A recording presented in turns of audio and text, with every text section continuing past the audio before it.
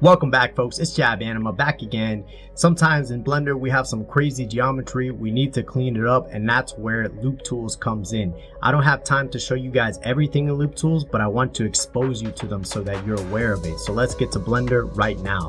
Let's activate LoopTools, go up to Edit, Preferences, Add-ons, and look for LoopTools. And now we get these LoopTools, which are Bridge, Circle, Curve, Flatten, De-stretch, Loft, Relax, and Space. Let's go over two that I most use, which are Circle and Relax. I have a plane that I've subdivided. Let's use Circle. I use Circle when I have a flat surface and I want to make a circle and extrude it out to create a cylinder. So we'll grab these points, left click, and move to LoopTools and click Circle. It'll open this menu here, which you guys can further customize. Now let's go to Relax. This is the one that I use the most. Sometimes you get this weird geometry and you want a smooth surface and you have these very jagged points.